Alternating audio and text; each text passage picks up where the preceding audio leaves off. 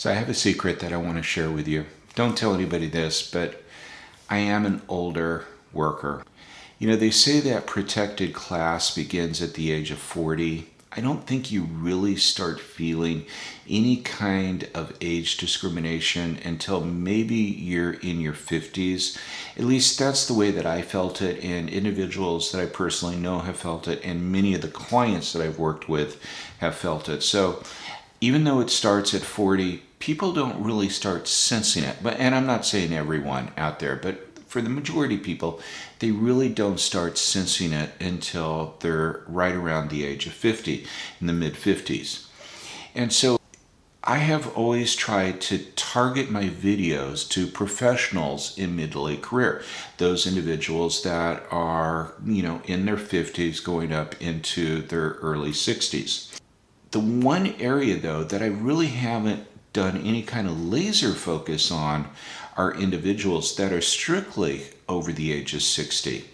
And I thought, you know what, people do, that a lot of individuals are still in the workforce out there at the age of 60, but there's also a lot of individuals that are looking at winding down their careers.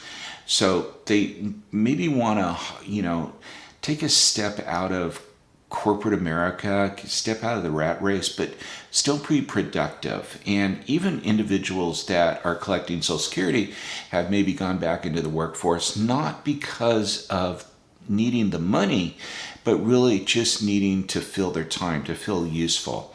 And so in today's video, what I wanted to do was I wanted to share with you 8 different career opportunities that are available out there for individuals that are 62 years and over.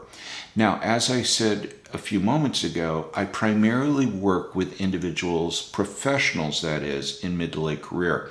So the opportunities that I'm going to discuss with you, most of them do require a college education. There's not going to be getting around some of these, but there's also some positions out there that may say that they require a college education, but based upon a video that I did a couple of weeks ago, and that I'll link in the upper right hand corner, education requirements are at times negotiable nowadays. There's more and more companies out there that are really not abiding by these educational requirements. So keep that in mind when I'm going through this list.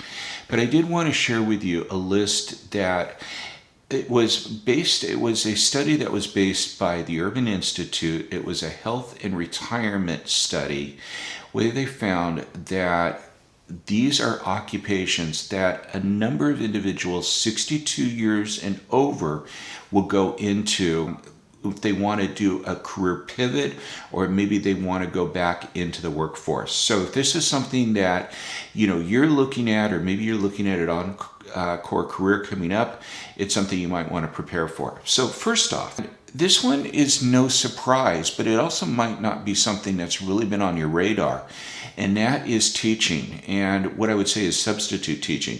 We've been going through some trying times right now, and there are what they call 30-day emergency teaching credentials out there. If you have a bachelor's degree, you can pretty easily get into a teaching credential and become a substitute teacher out there. And you set your own hours with that. So there's that opportunity, and there's also more opportunity if you have advanced degrees, if you want to look at maybe taking a part-time teaching job at a local community college or even a university out there.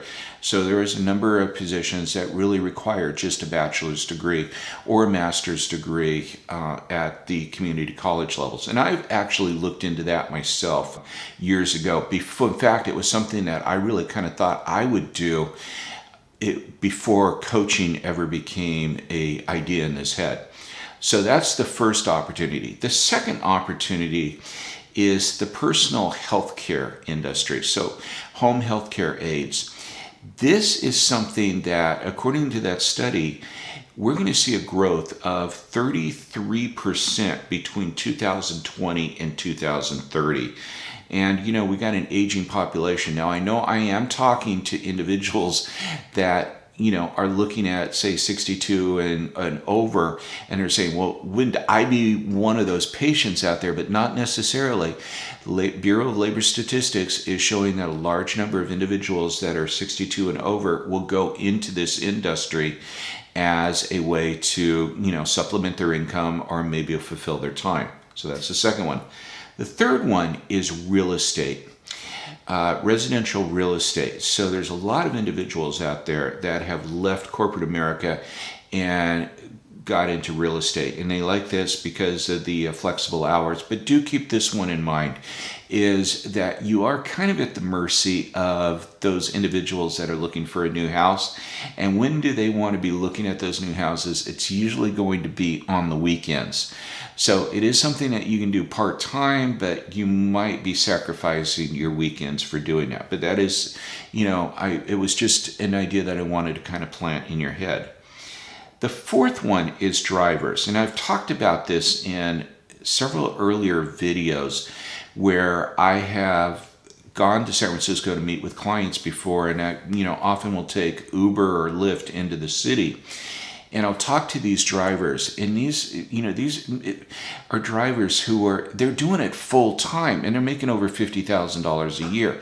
But I'm not necessarily talking about Uber drivers or food delivery drivers, but there's other ones out there. Truck drivers right now are in a high demand, but also just, your regular school bus drivers as well. This was something that one of my uncles did a few years back. He left his position and was in retirement, and he actually took a part-time job driving school buses. So there's something that you might want to consider there. And talking about school buses, another one is actually childcare. Now, this is mainly something that more, I would say, women do more than men, but it's not as high-paying job as others, but there's a lot of women that will start doing childcare as a supplemental income or just something to do, after leaving the workforce. Another one, and I was surprised by this one. I would have never thought about this idea, but it's joining the clergy.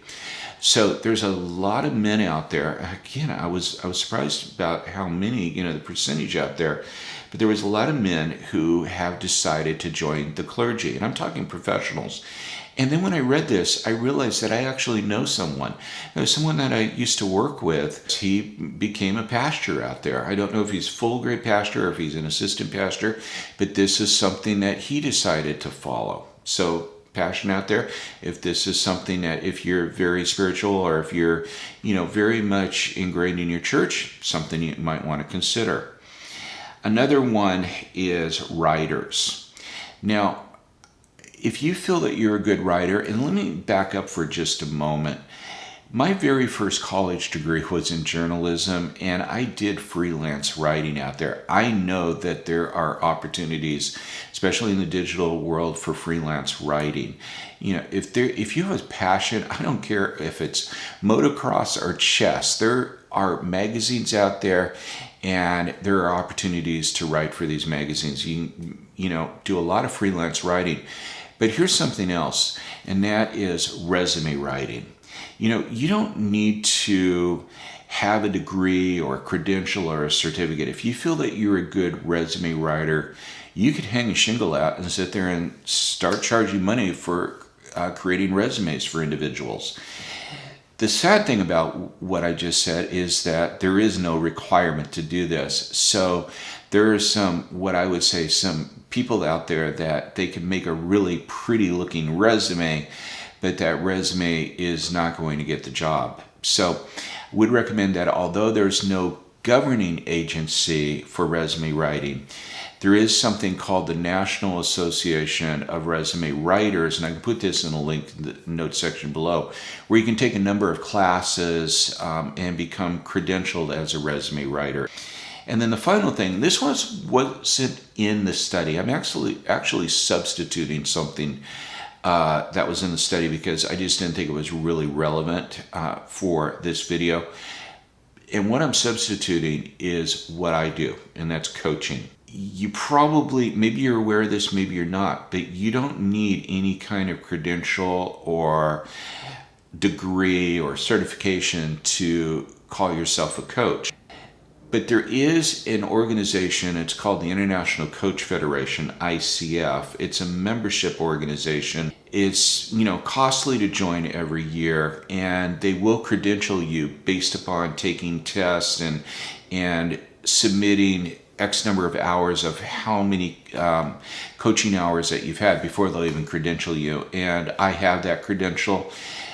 I know a lot of coaches will have that out there. I also know that in all of the time that I've been coaching, nobody's ever asked me if I'm credentialed by the ICF.